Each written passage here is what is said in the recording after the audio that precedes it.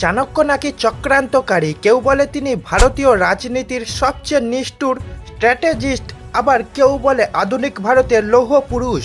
ভারতের স্বরাষ্ট্রমন্ত্রী অমিত শাহ, যার একটা ইশারায় গোটা দেশের রাজনীতি ওলটপালট হয়ে যায়। কিন্তু কিভাবে একজন সাধারণ মানুষ আজ এই জায়গায়? আজ ওনার সফলতার এমন 3টি গোপন সত্য ফাঁস করব, যা মিডিয়াও সহজে দেখায় না। Number 1, the silent operator. Amit শাহর সবচেয়ে বড় শক্তি হলো তিনি তার বিরোধীদের সাইকোলজি নিয়ে খেলেন। কোনো রাজ্যে সরকার ভাঙা হোক বা তৈরি করা, অমিত শাহ কোনোদিন সামনে এসে চিৎকার করেন না। তিনি ব্যাকগ্রাউন্ডে থেকে এমনভাবে নিখুঁত জাল বোনেন যে বিরোধী দল যখন বুঝতে পারে তারা হেরে গেছে, ততক্ষণে অনেক দেরি হয়ে যায়। ইমোশন নয়, পিত্তর কোল্ড ক্যালকুলেশন। নাম্বার 2, আপনি হয়তো ভাবছেন ক্ষমতার জোরে সব হয়। ভুল। অমিত শাহ দিনে মাত্র 4 থেকে 5 ঘন্টা ঘুমান। নির্বাচনের সময় একটানা 20 থেকে 22 ঘন্টা কাজ করা ওনার কাছে ডাল ভাত।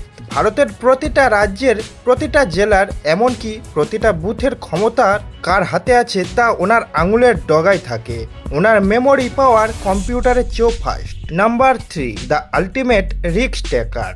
যে কাশ্মীর ধরে গত 70 বছর ধরে পুরো পৃথিবীর তাবর নেতারা মাথা ঘামিয়েছেন, সেই কাশ্মীরের 370 ধারা অমিত শাহ এক ঝটকায় উড়িয়ে দিয়েছিলেন। কিন্তু জানেন কি, এই অপারেশন ব্লু প্রিন্ট ওনার মাথায় 1 বছর আগে থেকেই তৈরি ছিল, অথচ ওনার ঘরের লোকও টের পায়নি।